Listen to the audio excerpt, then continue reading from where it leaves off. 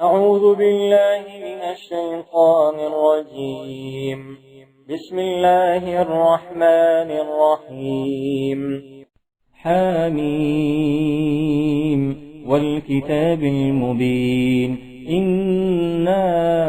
أنزلناه في ليلة مباركة إنا كنا منذرين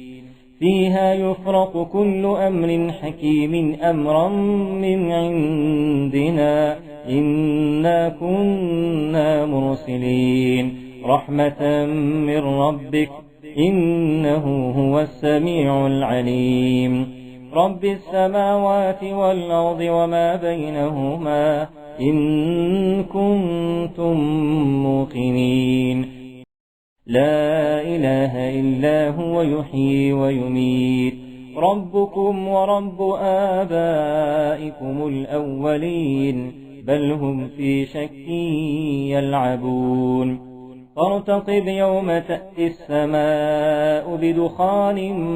مبين يغشى الناس هذا عذاب أليم ربنا اكشف عنا العذاب إنا مؤمنون أنى لهم الذكرى وقد جاءهم رسول مبين ثم تولوا عنه وقالوا معلم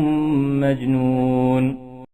إنا كاشف العذاب قليلا إنكم عائدون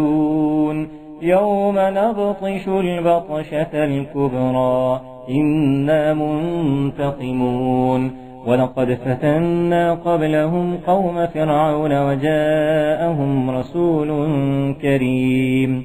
أن أدوا إلي عباد الله إني لكم رسول أمين وأن لا تعلوا على الله إني آتيكم بسلطان مبين وإني عذت بربي وربكم أن ترجمون وإن لم تؤمنوا لي فاعتزلون فدعا ربه أن هؤلاء قوم مجرمون فأسر بعبادي ليلا إنكم متبعون واترك البحر رهوا إنهم جند مغرقون كم تركوا من جنات وعيون وزروع ومقام كريم ونعمة كانوا فيها فاكهين كذلك وأورثناها قوما آخرين فما بكت عليهم السماء والأرض وما كانوا منظرين ولقد نجينا بني إسرائيل من العذاب المهين من فرعون إنه كان عاليا من المسرفين ولقد اخترناهم على علم على العالمين وآتيناهم من الآيات ما فيه بلاء مبين إن هؤلاء ليقولون إن هي إلا موتتنا الأولى وما نحن بمنشرين فأتوا بآبائنا إن كنت من الصادقين أهم خير أم قوم تبع والذين من قبلهم أهلكناهم إنهم كانوا مجرمين وما خلقنا السماوات والأرض وما بينهما لاعبين ما خلقناهما إلا بالحق ولكن أكثرهم لا يعلمون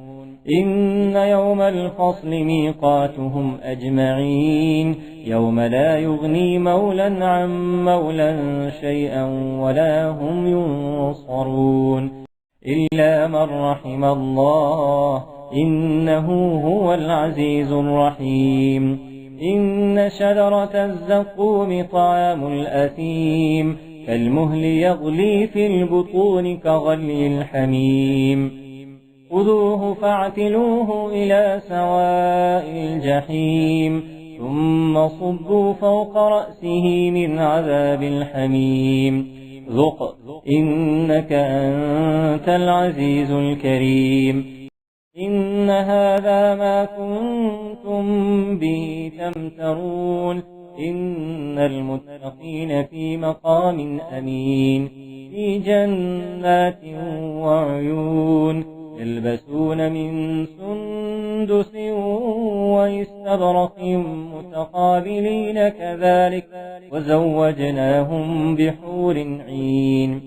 يدعون فيها بكل فاكهة آمنين لا يذوقون فيها الموت إلا الموتة الأولى ووقاهم عذاب الجحيم